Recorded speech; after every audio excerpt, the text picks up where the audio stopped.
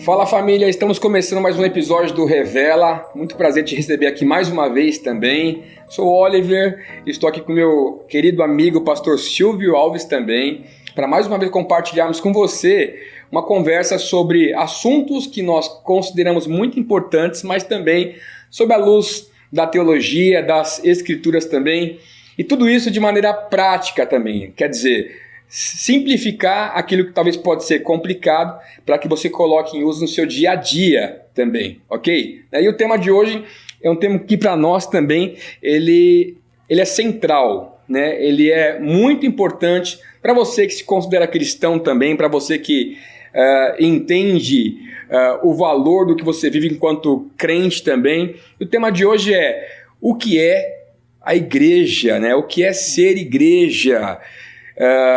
Fato é, né, pastor Silvio, que nós amamos a igreja, a gente é igrejeiro, sim, mas será que a gente sabe o que isso significa de fato, né? É uma boa pergunta. Então eu queria começar com o senhor pelo fundamento, né, logicamente, o fundamento bíblico dessa palavra igreja, né? O que significa ela, para onde ela aponta também. Ok. Cara, 130 anos antes de Cristo, pelo menos 200 anos antes de Cristo, a literatura hebraica, o Antigo Testamento hebraico, foi traduzido para o grego, chamado a Septuaginta, sim, famosa Septuaginta. E pegaram os estudiosos, os judeus estudiosos, pegaram uma palavra do hebraico que no Antigo Testamento sai como congregação. Você vai encontrar lá a congregação do povo, o ajuntamento do povo. E os judeus pegaram essa palavra e transformaram para o grego, que saiu então a eclésia. Ou a gente põe eclesia, se você ler no texto original é eclesia, se você põe por português é eclésia, né? Então saiu em grego essa palavra, e essa era uma palavra política, cara. Então, por exemplo, você pensar em Atenas. Em Atenas, uma cidade grande, cultura grega, democracia, sim, e existiam alguns cidadãos que eram qualificados para determinar o rumo da cidade. Aí eles faziam votação. Então vamos dizer um exemplo. Vamos aqui em Atenas construir um monumento para Zeus ou para um deus lá grego. Eles convocavam esses eleitores, sim, para irem em praça pública para decidir se faziam ou não uma coisa pela cidade. E essa saída dessas pessoas, essa reunião dessas pessoas, chamava-se eclésia, ou eclesia, né? Vamos falar eclésia, né? Vamos manter a coisa. Okay. Então era uma palavra política, era uma palavra governamental, que era a decisão da comunidade para a vida da cidade. Era a eclésia. Quando Jesus vem e fala, vou construir a minha igreja, ele dá um sentido teológico. E aí ele dá um sentido que eu vou chamar esses caras todos, vou chamar um povo novo, vou chamar uma nova comunidade, e ela vai ser a minha igreja, a minha congregação, e ela vai então, e aí aquele texto de Mateus 18, né? E as portas do inferno não prevalecerão contra ela. Então, basicamente, né, Jesus dá uma espiritualizada no texto, numa palavra no que termo, era comum, que era política. Do povo, era uma palavra política do povo. Com essa informação, pastor, então, de que a eclesia ou eclésia é então uma tradução de um termo mais antigo no grego, então, na verdade, fica claro que a igreja então não nasceu exatamente em Atos, né? Então, quer dizer, já havia um tipo de congregação reunida antes disso. Então, havia congregação no povo de Israel. Sim. Então, era a congregação de Israel, da nação de Israel. Quando vem a igreja, esse mesmo termo é passado, traduzido, né? É traduzido, então, para a comunidade de Israel, da igreja dos gentios e tal. Mas a igreja mesmo, vamos dizer, teologicamente, chamado nascedouro da igreja, é em Atos. É em Atos. Sim. Tá? Que é a continuidade, então, no mover do Espírito Santo e todas aquelas coisas lá. Em Atos a gente vê, então, a igreja visível se estabelecendo de fato, né? Então, aí, cara, vai rodar a interpretação teológica das várias correntes. Sim. Então eu tenho a firme convicção, e você consegue entender isso, não existia igreja no Velho Testamento. Existia Israel. Ajuntamento do povo. Ajuntamento da nação de Israel. Então Deus trabalhava no Antigo Testamento com Israel. Sim. Os profetas chamam Israel de a esposa de Deus. Deus casou com a nação. Quando vem a igreja, aí vem para os gentios, a mensagem para os gentios, mas o que acontece? Vem a noiva de Cristo. Então, a igreja nasce em Atos 2, mas a nação de Israel é tratada como povo lá no Antigo Testamento. Então, o que Jesus falou quando pegou o cálice da última ceia, ele falou: esse cálice é o cálice da nova aliança. Sim. E a nova aliança tinha o que a ver? Com a igreja, que agora era para todos os povos, não só para Israel, né? Ok. E como é que a gente pode interpretar, pastor, como Jesus via a igreja, então, sob a ótica dessa passagem, né? Então, eu edificarei a minha igreja. O que isso quer dizer para nós na prática? O que Jesus tinha em mente quando disse isso? Ele tinha em mente de fazer uma nova sociedade. Então, você imagina que os povos da antiguidade, o mundo era pior do que o atual. A gente, às vezes, pensa que não, mas o mundo no tempo de Jesus era pior. O Império Romano, ele escravizava cerca de 60% da população mundial. Não existia no governo, no governo romano, a proteção das individualidades. Não existia preocupação com o órfão, com a viúva. Não tinha preocupação de amor pelo pobre, pelo necessitado. Moisés falou disso. Sim. Mas o mundo ocidental não. O que rolava era a espada, meu amigo. O que rolava era o fogo, era a batalha. Quando vem Jesus diz: eu vou construir a minha igreja, era uma nova sociedade. Que vai falar o quê? Do amor, da proteção, do cuidado na sociedade e da vida eterna. Sim. Em primeiro lugar, da vida eterna. Mas a igreja, ela vem contrapor um mundo selvagem. O cristianismo, se a gente puder usar essa palavra, porque está muito poluída, Sim. mas vamos usar ela, o cristianismo, ele humanizou a sociedade. Porque o cristianismo vem falando sobre perdão, sobre amor, sobre misericórdia, perdoar o inimigo. O que, cara, não existia antes do cristianismo, esses pensamentos. O que existia era o quê? O olho por olho, o dente por dente e tal. Então, quando Jesus diz: eu vou formar a minha igreja, uma nova sociedade que vai transformar o mundo com amor, com misericórdia e com cuidado do pobre, do necessitado, e somos influenciados por ele até Sim. hoje. O mundo foi transformado por isso. É engraçado o senhor falar sobre isso também. Eu falava com minha filha sobre isso esses dias, né? O quanto a igreja, o cristianismo por si só, ele afetou de fato a sociedade como um todo, né? Então a gente vê as melhores universidades do mundo, né? Elas foram formadas por cristãos também, Harvard, né? Yale e tantas outras foram fundadas por cristãos. Então o efeito que isso teve até na educação como um todo, né? Exato. Em transformar a sociedade. Tem uma história interessante que a gente fala de João Calvino. Quando fala de Calvino, só pensa em predestinação, eleição, né? Mas Calvino foi um cara muito louco, porque ele foi convidado em 1536, ele foi para Genebra. Sim. Genebra era uma cidade cheia de promiscuidade, de imoralidade, de adultério, e Calvino foi convidado para dirigir a cidade como uma linha espiritual. E o que Calvino faz? Ele traz o cristianismo para Genebra. Então, quando Calvino implanta... E o que é Genebra hoje, né? Exatamente. Quando ele implanta os princípios do evangelho, o trabalho começou a ser entendido como uma obra para Deus, para a glória de Deus. Começou então a se combater o quê? A imoralidade, o pecado, a bebedeira e tal. O que aconteceu? A cidade se transformou. Sim. E se tornou a Genebra de muitos séculos, próspera, abençoada, e é o que é até hoje. Evidentemente contaminou, né? Foi contaminado, como os Estados Unidos contaminou muito. Mas a Suíça é o que é hoje por causa de João Calvino. Ninguém fala disso. A obra social que ele fez em Genebra é espetacular. Inclusive, eu vi uma história que fala exatamente na Suíça, né, a atuação dele também.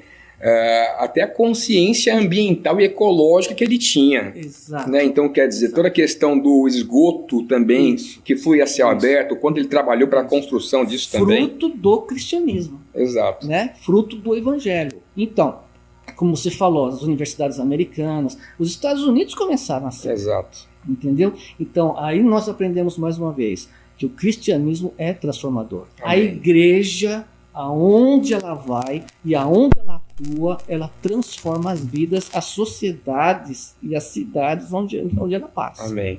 A igreja, ela é então essa manifestação visível do que Deus quer fazer na terra também, o reino né? de Deus. Remindo Né? todas as coisas, restaurando todas as coisas. Restauração, né? Onde ele ensinou a orar, né? Venha o teu reino. Amém. Né? Então, quando a igreja se manifesta, é o reino de Deus se manifestando. É sobre Cristo, então, ele não está reformando, né, pastor, algo que é antigo. Na verdade, é algo que é eterno também. Ele está edificando algo eterno, na verdade. Exato, porque você vai para o Antigo Testamento, nenhum povo dizia sobre cuidar do órfão, como Moisés escreveu, Sim. 1400 anos antes de Cristo. Uhum. Cuidar do órfão, cuidar da viúva. Eu estava ensinando recentemente, o lavrador, o dono de propriedade, quando ele plantava então a cevada ou a uva, ele era ordenado a não colher tudo. Exatamente. Ele deixava os cantos para o quê? Para o pobre, para o necessário. Cara, nenhuma nação do mundo fazia isso. Ele toca até no ponto do imigrante também, né? O estrangeiro tinha que proteger o estrangeiro. Exato. Eles protegem o estrangeiro porque você foi estrangeiro no Egito. Isso. Então começa lá com Moisés. Então é lindo isso, porque por isso que nós dizemos, as pessoas ficam bravas hoje em dia, nós somos uma crença judaico-cristã. Exato. Então a igreja, ela está entrelaçada com o judaísmo, com os princípios de Deus que vieram do judaísmo, vieram de Moisés. Amém. Por aí. E pastor, falando também em transformação social também, a igreja tem esse fator também e essa imagem de família também para a sociedade como um todo, né? E eu queria perguntar para o senhor, então, o que o apóstolo Paulo, então, ele quis dizer quando ele também usou essa imagem, né, de a igreja como corpo também, como família. Sim. Lá em Coríntios ele fala, né, que nós somos o corpo de Cristo. Isso. E aí ele vai fazendo aquelas divisões do corpo, né? E ele diz assim, se a mão disser que eu não sou do corpo, né, não deixa de ser. Ele falou da mão, do braço, ele usa várias coisas lá. Mas ele fala então que você tem que cuidar dos membros inferiores, né? Dos membros menos decorosos, ele chama. Então o que ele quer dizer o quê? Nós, o nosso corpo, se qualquer membro sofre, todo o corpo padece. E aí entra o lance de família, de corpo. Porque quem tem irmão, quem tem esposa, quem tem filho, você sabe, se tem lá uma criança doente da família, fica todo mundo... afeta aborrecido. Toda a rotina, né? da casa. O pai fica preocupado se o filho não chegou ainda, tinha que chegar a tal hora. Então essa coisa é linda, quer dizer, a igreja traz essa coisa de cuidado como na família. Né? Então um cuida do outro e quando um sofre, todos sofrem. Então é a nova sociedade que Jesus planejou, né? Onde todos então estão integrados, todos têm o seu espaço, todos têm o seu lugar, a sua responsabilidade e seus direitos. Ninguém é dispensável. Mas acima de tudo, aquela coisa do amor. Eu amo a minha mão, eu amo meus dedos, eu protejo, eu não vou... Né? Uma pessoa amputada é uma pessoa... que não é normal, né? Então essa é a ideia de família, esse cuidado de um pelo outro, né? Amém. É forte isso, porque o pulmão não pode acordar pela manhã e dizer que não pode trabalhar, né, também, né? Se ele faz isso, todo o corpo adoece. E aí vem isso muito forte também, que você acabou de dizer, a questão da responsabilidade, né? Sim. Eu vi um pedagogo esses dias falando sobre isso, o quanto nós podemos inserir o ser humano em responsabilidades novas de acordo com a idade que ele tem. Então, quer dizer, até as crianças também, né? Então, 5 anos, 6 anos, 8 anos, você consegue, pouco a pouco também, inserir neles responsabilidades, né? Então, não importa se você se imagina mais experiente ou menos, né? Todos têm uma função no corpo de Cristo. Todo o seu espaço. E aí aquela coisa, tem o envelhecimento. Não é? Então o corpo envelhece. Então você já percebe o quê? Que as suas pernas não são mais tão fortes, ou você não tem uma pegada de mão tão forte. Aí o teu corpo entende isso e você começa a se proteger. Então, a ideia de você proteger o velho. Esse é um assunto interessante, talvez. Muito forte. A questão do velho. O que fazemos com o velho? Com a pessoa velha. E família pensa nisso. Eu vou cuidar daquele que envelheceu, né? O pastor que envelheceu. A esposa que envelheceu. É um mandamento com promessa, né? Então, honrar pai e mãe também. Então, a figura de família é perfeita. Né? Do Espírito Santo, né, cara? Amém. É perfeita, que tem todo esse cuidado do jovem, do velho, as responsabilidades. Por isso, família. E aí, quando a gente pensa no tempo que a gente vive, de tanta independência, né, inclusive emocional, essa é uma figura muito importante para os dias de hoje, né, pastor? Né? A questão de nós entendermos que ninguém foi feito para viver sozinho também, Sim. Né? Que é um outro ponto. Acho que anos atrás, acho que o IBGE soltou uma pesquisa que mostrava o aumento expressivo de pessoas que escolheram viver sozinhas, né, solitárias. E aí logo depois teve aquela avalanche de prédios também sendo construídos de um quarto só estúdios espalhados por toda a cidade também. Então, o quanto essa imagem da sociedade do individualismo, né, de ser solitário, de fazer tudo sozinho, ela encontra essa imagem de família também, né? Sim. E aí você vai lá para Gênesis, né? Deus criou as estrelas, a lua, o sol, os seres vivos, aí cria o homem, a coroa da criação. E de repente parece que Deus olha assim, vê o homem lá e diz, não é bom que o homem esteja só. E cria a mulher. Então, daí você vê a necessidade que o ser humano tem de viver em união. Não é normal viver sozinho. Viver sozinho é doentio, entendeu? Porque Deus fez o homem para viver em sociedade. Amém. Por mais que seja conflitivo, é mais prejudicial o isolamento do que você estar vivendo junto com pessoas que têm conflitos. E no conflito a gente cresce. Precisa ter maturidade. Né?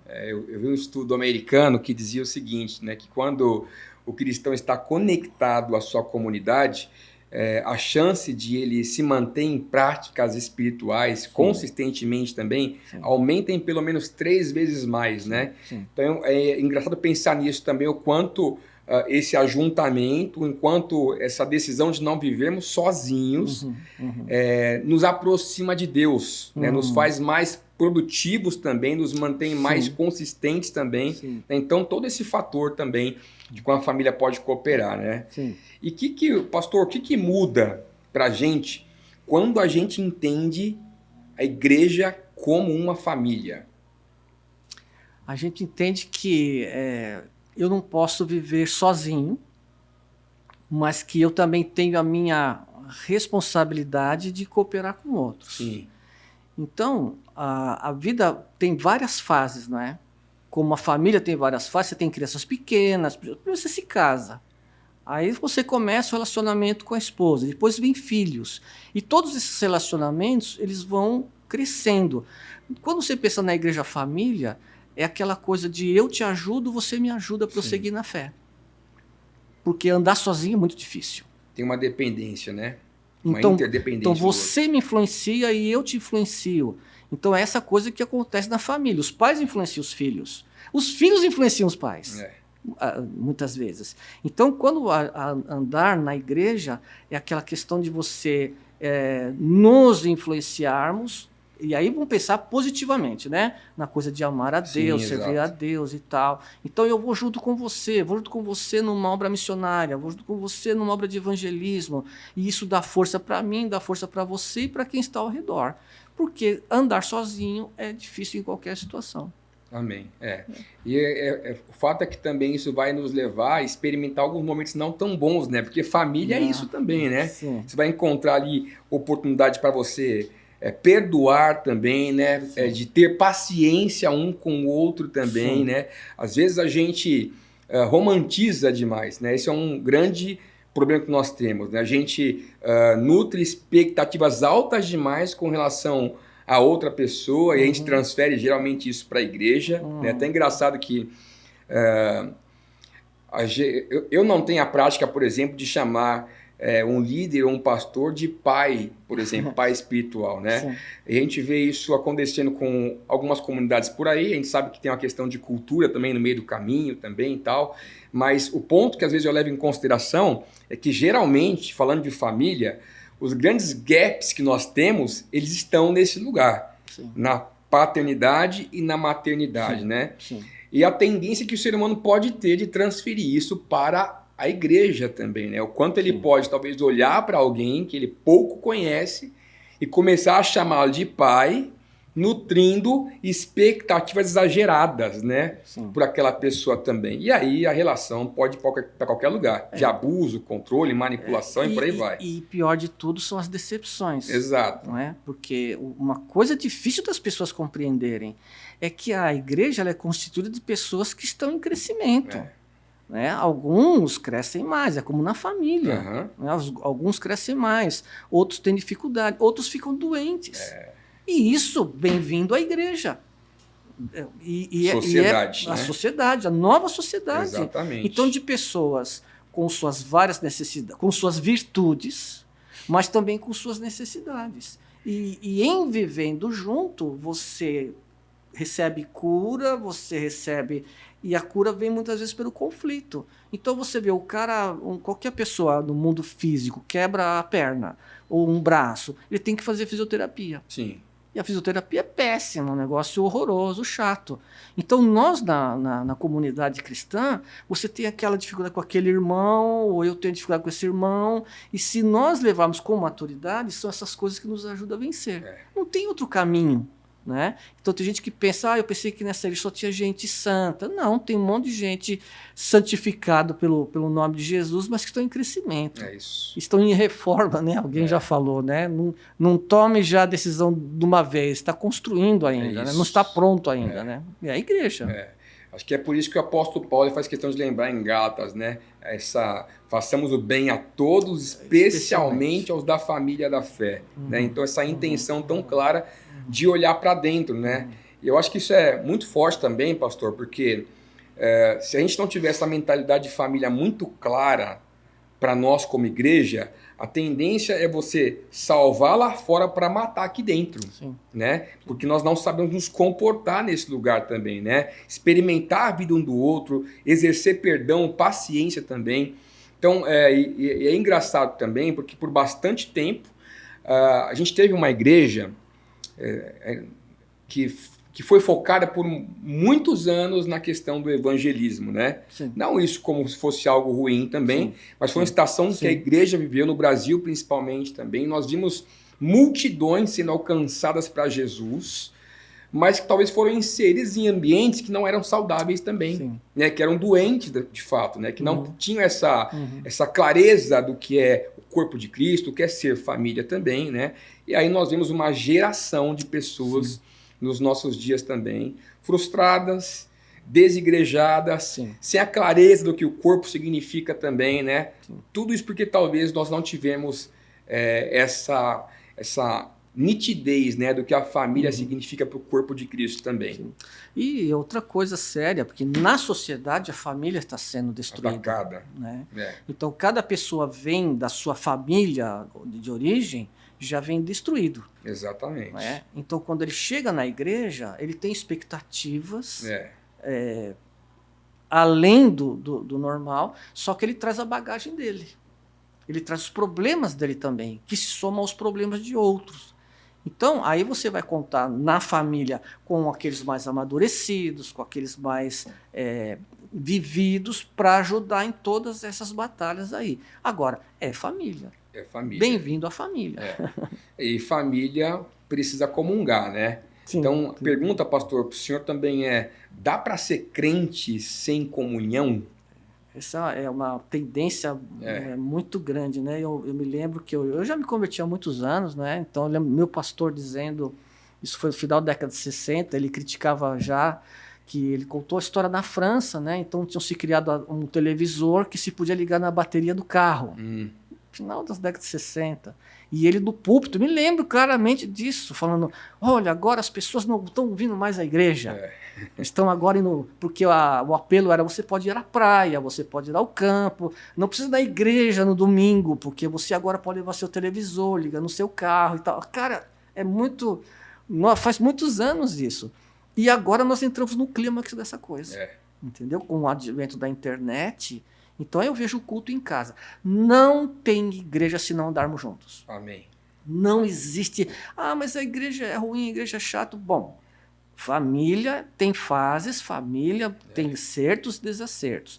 Não tem igreja se não andarmos juntos. Então Jesus até falou, né? Se tiverem 2 ou mais reunidos em meu nome, aí lá eu também, estou. Né? Então, infelizmente é uma coisa que surgiu, um pensamento, não vou servir a Jesus em casa. Vou servir, eu leio a Bíblia. Não, cara, você tem que estar na igreja para exercer seus dons, para receber dons, para você crescer junto com outros, sofrer junto com outros, e aí se faz a beleza da igreja. Porque a igreja é linda, a questão é que as pessoas só se focam, então, nos seus defeitos. Alguém disse assim, sobre a família humana geracional, que os piores traumas vêm da igreja, da família.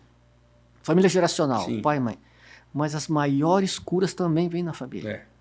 Quando um pai pede perdão ao filho, quando um filho pede perdão ao pai, há um poder tremendo que acontece ali. E a igreja é a mesma coisa.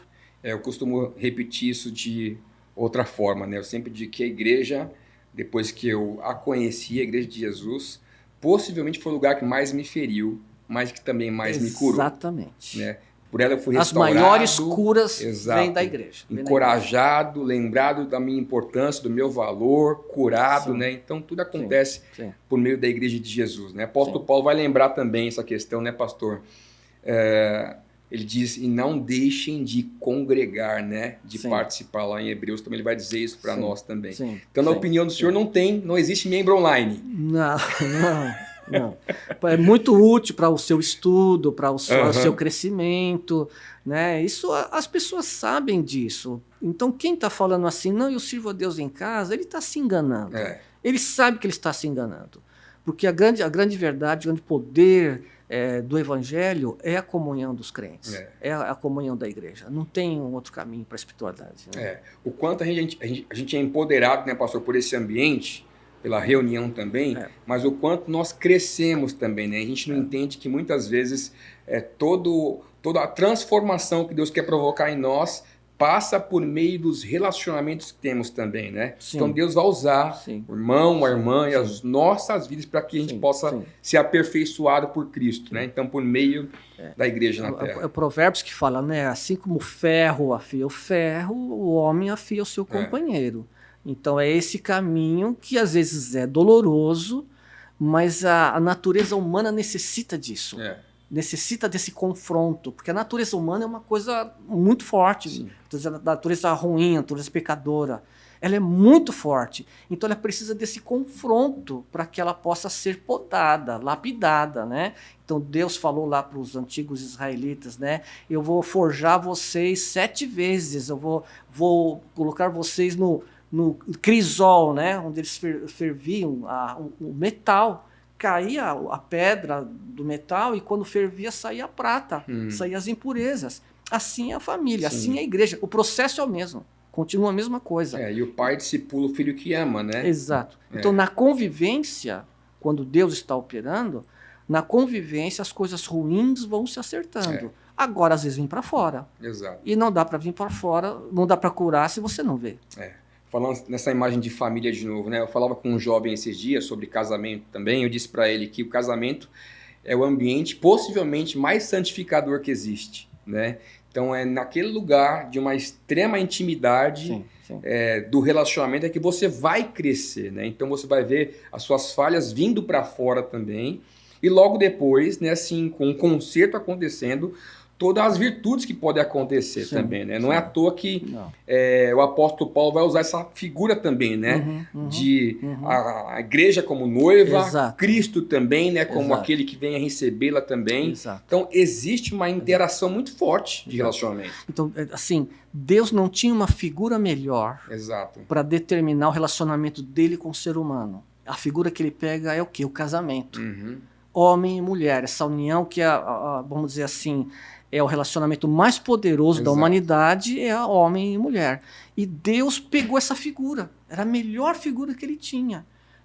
Ele quer se relacionar conosco nesse sentido, nesse objetivo. Por isso o casamento. Aí se você for para o Velho Testamento, você pega Oséias, né? Aquele simbolismo do casamento de Oséias, e Deus fala para Israel, Um perdão que não termina, você né? adulterou, fala para a nação, vocês adoraram Baal, Astarte, Astarote, mas volta para mim, que eu vou te receber. É uma coisa linda, né? E passa toda essa verdade para a igreja. Exatamente. E assim que funciona. É muito forte isso, né, pastor? Assim, eu brinco que a minha esposa, ela sabe exatamente o tom que usar e a palavra que usar, e eu sei também, para tirar ela do sério, né? Sim, Mas sim. no fundo, isso é intimidade. Exato. Né? É uma intimidade que nós Conhecimento. experimentamos tão profundamente, né, a ponto de se conhecer nesse nível, né? Por isso que a Bíblia vai dizer também sobre a questão do homem e a mulher se tornarem um, né? Então, há uma fusão, né? A questão da igreja é sobre isso, experimentarmos esse lugar de intimidade com Jesus que é tão poderoso, Sim. que aí, em algum momento a gente recebe aquele talvez que é o maior elogio que se pode receber, né? Você parece tanto com Jesus, Sim. né? Então Sim. a gente chegou nesse lugar. Sim. E aí, uma outra pergunta, pastor. A igreja, então, ela é tudo isso, mas ela existe, então, para quê?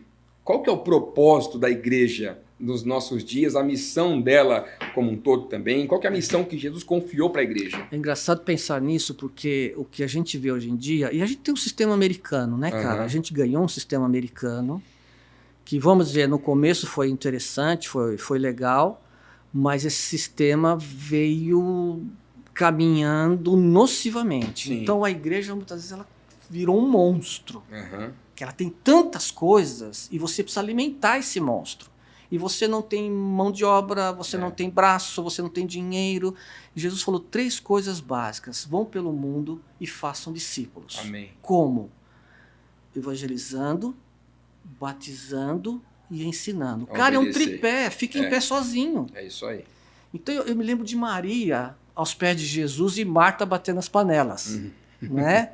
E Marta ficou brava, eu estou fazendo, e tal, Jesus, dá um jeito aí. E Jesus vira... A Marta, ela pouco é necessário. Então, eu vejo o quê? Que nós, Oliver, fomos enredados numa estrutura monstruosa. Sim. Porque a igreja não precisava de tudo que ela faz hoje para fazer a obra de Jesus. Ela fazia discipulado, batizando, pregando, batizando e ensinando. Pouco é necessário. E isso é importante se lembrar dos nossos dias, né, pastor? A gente, aqui na nossa comunidade, a gente está num ano em que nós temos lembrado constantemente a importância do discipulado, né?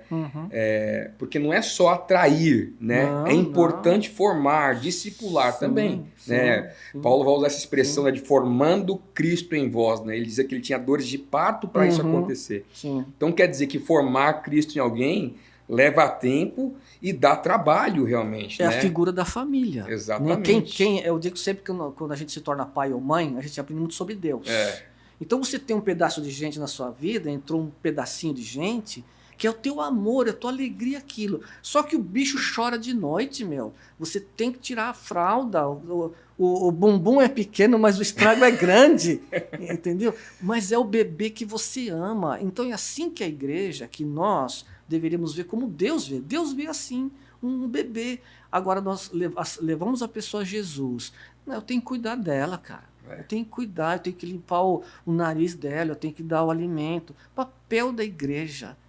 É difícil, mas é o caminho. Então eu não posso largar esse bebê, evangelizar e largar esse bebê em algum lugar. Eu tenho que trazê-lo para mim. E dá trabalho. Sim. E isso, aí, família, mais uma vez.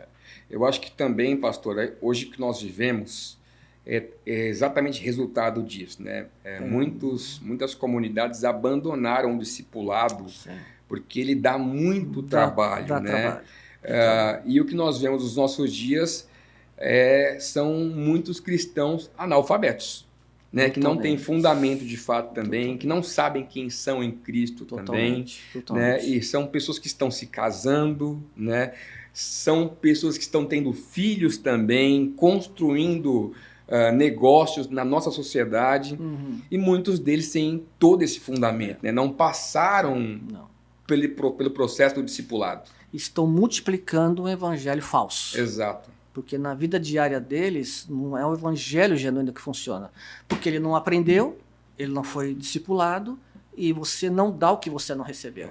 E o que ele faz, então, no mundo? Ele reproduz a coisa defeituosa. E aí é uma bola de neve, né? Eu ouvi uma expressão uma vez que diz assim: não tente discipular quem Jesus não converteu, né? Aí é uma outra questão também, né? Sim. Todas as massas que nós vemos também chegando na igreja nos últimos 10 ou 20 anos também, quanto de verdade, né, nós temos nisso, né? Porque por vender o evangelho que é falso, as pessoas vêm para Jesus, talvez, por promessas que não foi Jesus que fez. Exato. Porque Jesus, em algum momento, falou assim: a porta é estreita, o caminho é apertado. Então, o verdadeiro evangelho, olha, ele é confrontador. Ele confronta o pecado. Jesus disse: eu não vim trazer paz, eu vim trazer espada. Então, as pessoas entendem pouco disso, porque quando o verdadeiro evangelho vem na minha vida... né, pastor? Eu vou perceber, cara, isso não está certo em mim, eu vou reconhecer isso. E o evangelho vem para transformar. Então, sem confronto, não tem transformação. Por isso dessas massas que você está falando aí, né? Então, deixe de sofrer, né? É a grande frase. Jesus nunca disse isso. Você não encontra isso na Escritura, deixe de sofrer. Ele diz o quê? No mundo você vai ter aflições, mas eu estou com você. É isso. Então prossiga, mas o caminho é apertado, a porta é estreita. Exatamente.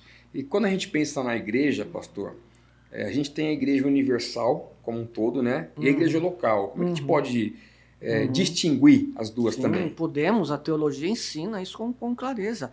A igreja universal, né? Universal é a igreja que nasceu lá no livro de Atos, Atos capítulo 2, e se expandiu para o mundo inteiro. Já no tempo de Paulo, toda a bacia do Mediterrâneo já tinha o evangelho, né? Diz a tradição que Tomé foi parar na Índia, né? E vai por aí as histórias, não é bíblico, mas é uma tradição. Então, quer dizer, o evangelho ele vai pelo mundo todo e cada nação foi recebendo, né, a transformação da palavra de Deus. E é onde nos conduz a essa coisa do evangelizar o mundo, evangelizar as populações, né, da Igreja Universal desde o livro de Atos ali. E a igreja local é um pedaço dessa igreja invisível. Então a igreja universal, ela é invisível. Sim. Desde aqueles 3.000 que aceitaram Jesus lá. São os crentes pelo mundo. De todo mundo, todas as nações. Desde isso é invisível, Atos 2. desde Atos 2. E a igreja local é a comunidade que você vê. Física dela. Ou a célula, ou dois ou mais reunidos. Né? Então é a parte visível do que o mundo vê. E é onde ela se torna, Oliver, luz do mundo e sal da terra. Amém. É a igreja local. A igreja universal ela é invisível. Todos os crentes que já morreram, né, ou que estão espalhados no mundo também. Mas a igreja local é onde ela é, luz do mundo e sal da terra. Amém. Pastor, a igreja sou eu? É o que nós ouvimos também, né? Então, a gente vê esse fenômeno também, infelizmente, de desigrejados. Hoje dizem que talvez o número de desigrejados passa o número de convertidos no Brasil, pode chegar nesse lugar também. Sim. E esse discurso acontece bastante também, né? A igreja sou eu, é onde eu estou somente. Será que é isso mesmo? O que o senhor acha? A igreja ela tem que ser composta pelo menos 2 pessoas. 2 ou mais. 2 ou mais. Então, claro que, vamos dizer assim, Jesus falou assim, o reino de Deus já está em vós. Então, quem aceitou Jesus tem o reino de Deus Sim. dentro dele, já está nele. E quando esse crente se manifesta com amor, com misericórdia, com pregação, fazendo boas obras, o que o crente tem que fazer boas obras, é o reino se manifestando. É o reino. Entendeu? Então, eu sou a igreja, né? Eu sou o reino. Agora, o plano de Deus é que eu me una a outros para uma transformação maior, maior e maior. Então, Jesus está preocupado com números. Não é? As pessoas, não, números não é importante. Não, números são importantes. Aqui nós temos que caminhar com números e com qualidade. Amém. Né? Grande número de pessoas, mas realmente convertidas e transformadas. Então, a igreja sou eu. O reino de Deus sou eu. Se o Espírito de Deus está em você, você é o reino de Deus, você é a igreja. E precisa botar isso para fora. Amém. Né? E esse ajuntamento é importante. Né, tem lá no Antigo Testamento, né, que não vou lembrar exatamente a sinergia, né?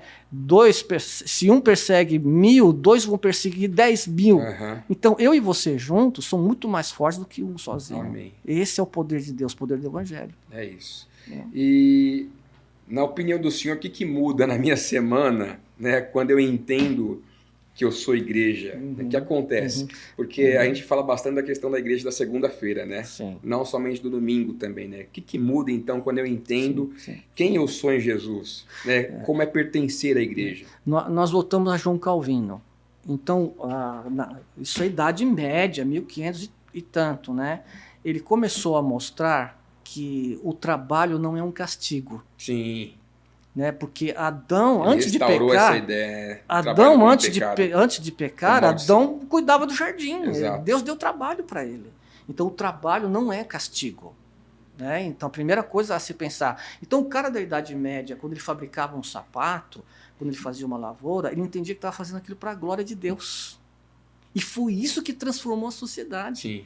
Então, ele ia no culto no domingo, ele fazia, então, as suas orações, mas quando ele pegava na segunda-feira, o trabalho dele já era uma visão santificada. E se do trabalho dele a visão era santificada, os relacionamentos também. Então, quem sou eu durante a semana? O problema é que a nossa dificuldade é as preocupações desta vida que Jesus falou. Sim. Então, eu estou tão preocupado em pagar a conta de luz, tão preocupado em cuidar do carro, tão preocupado em não sei o quê, que eu esqueço que eu continuo igreja, que eu continuo sendo igreja. Então, o que eu preciso fazer? É restaurar essa coisa dia a dia. Por isso, cara, que tem a ver com um devocional. Então, se eu fizer o meu devocional todo dia, eu tenho grande chance de começar segunda-feira sabendo, eu sirvo a Deus, eu sirvo a Jesus, Deus está comigo, os anjos estão comigo e eu vou prosseguir no Senhor. A oração. Então, de segunda até a outra segunda-feira, ou até o domingo, eu posso viver nessa perspectiva. Então, é uma postura pessoal. Sim. Que durante a semana eu não tem aquela história de isso é secular, isso é espiritual. Tudo é espiritual. Né? Paulo fala lá sobre o servo servir aos seus senhores como se fosse ao Senhor. Imagine isso. Ele está falando para escravos. Exato. Os caras eram escravos. Então, é uma postura que eu tenho que assumir, uma consciência interior que só eu posso ter. Eu posso ensinar isso de púlpito, podemos gravar aqui, mas cada cristão tem que assumir essa postura dentro de si. É um processo.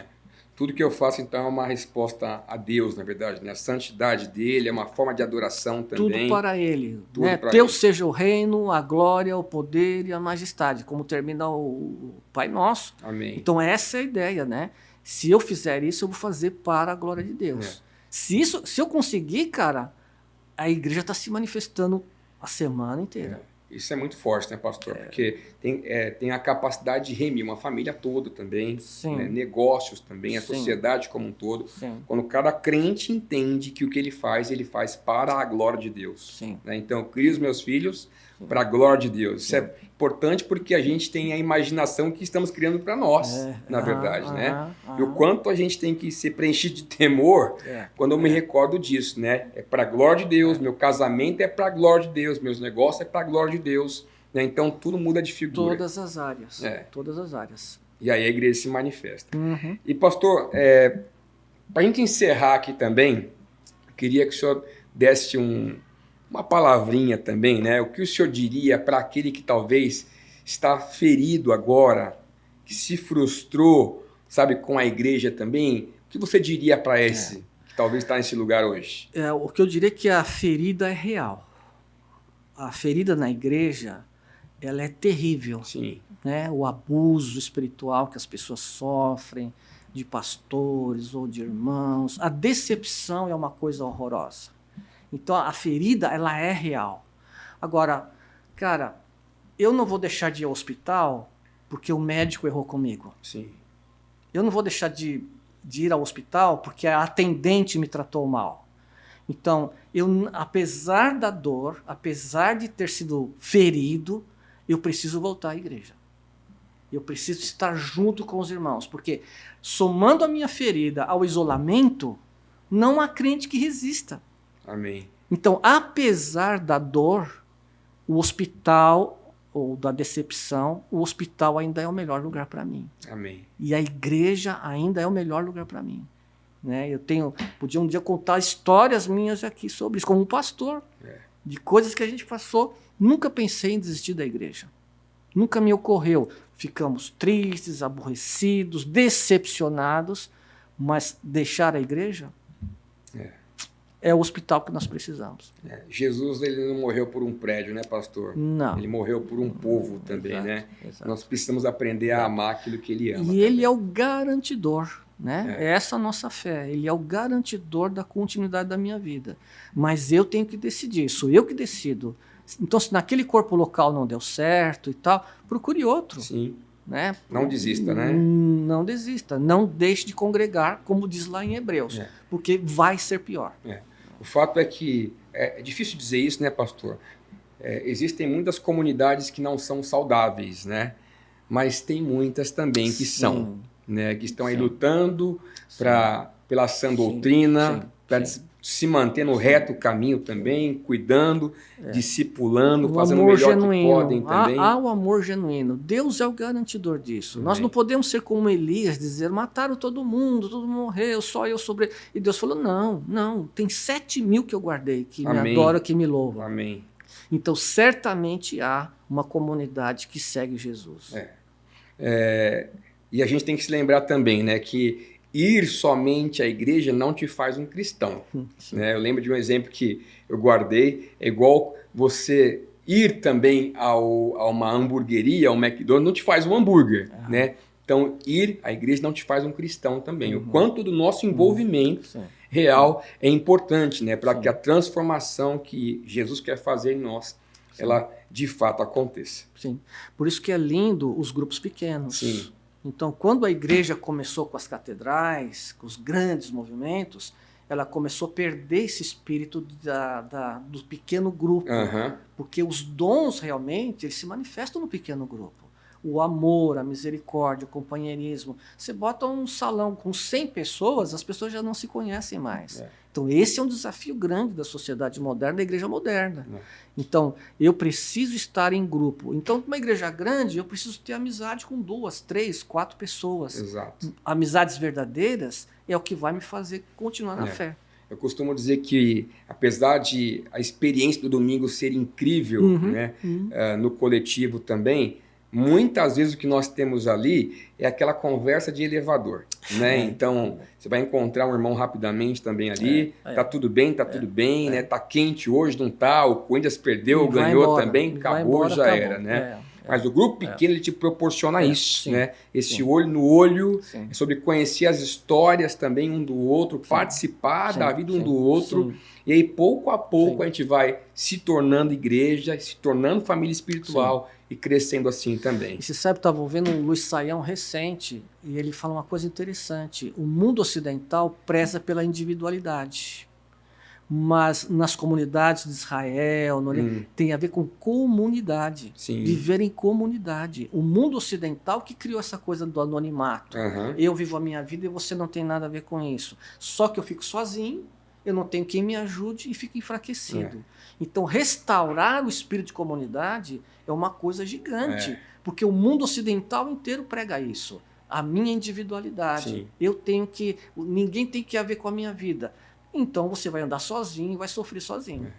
Engraçado porque, assim, o oposto de individual é comunidade, né? Comunidade. E um sinônimo para comunidade é comunhão. Uhum. E aí quando a gente olha para as escrituras, no original, a palavra koinonia, que também está lá, ela tem esse sentido de cooperação, né? De eu participar ativamente de algo também, né? Sim. Então esse sentimento de participação é importante, de se entender que eu tenho parte na construção de tudo aquilo, né? Isso é importante, por quê? Porque isso combate, né, pastor, esse pensamento consumista dos nossos dias, né? De muitas pessoas que vêm para uma comunidade, para uma igreja, né, com esse pensamento de simplesmente obter, né, de ter algo e não participar. Ser servido. Ser servido. Né? Então, já de muitos anos, onde eu falo de uma influência americana também que a gente recebeu, de sermos consumidores. Então, o povo vem, me deu um bom culto, me deu uma boa pregação, um bom louvor. E eu esqueço que eu tenho que servir, o que eu posso dar, o que eu... Então, essa é uma coisa, uma barreira bastante difícil que tem que ser vencida com o ensino no poder do Espírito Santo. Amém. Né? Porque eu não posso ser um consumidor. Quando eu me reúno com a comunidade, eu estou lá para dar, para oferecer. Eu vou receber, mas eu preciso oferecer. Amém. E vai por aí. Quero terminar dizendo, né, pastor, o que o senhor iniciou falando, né? Mateus 16, que fala sobre Jesus dizendo, eu edificarei a minha igreja, né? Eu acho que nós conseguimos olhar com esperança para a igreja de Jesus ao nos lembrarmos que a igreja é dele. Sim. Né? Então isso é muito importante porque Jesus é a pessoa mais interessada em edificar esse corpo, edificar a igreja, sustentá-lo e mantê-lo saudável também. Sim. Né? Então, eu lembro de uma frase do autor do Bill Hybels, né, bem conhecida, que ele fala, a igreja local é a esperança do mundo, né? Então a gente não pode se esquecer disso. Da importância para a transformação desse mundo, da sociedade. É por aí. E esperamos, e você vai ver na história da história da igreja, há períodos de avivamento. Amém. Grandes períodos de avivamento, na Escócia, depois veio a Rua Azusa, e tem outros avivamentos. Então, precisamos esperar um avivamento. Que venha um avivamento, né? E nesses avivamentos coisas poderosas acontecem. E a igreja está lá. E a igreja lá. É isso aí. Gente, muito obrigado pela tua presença. Espero que você tenha sido abençoado mais uma vez também por esse Revela, tenha sido esclarecido nesse assunto também. Você pode se aprofundar um pouco mais. Nós temos o nosso curso Relevance Academy, em que você pode estudar teologia conosco também. E se puder, compartilhe esse vídeo para que também chegue a outras pessoas. Beleza? Deus te abençoe. Obrigado, pastor Chico, mais uma vez. Valeu. É isso. Valeu, gente.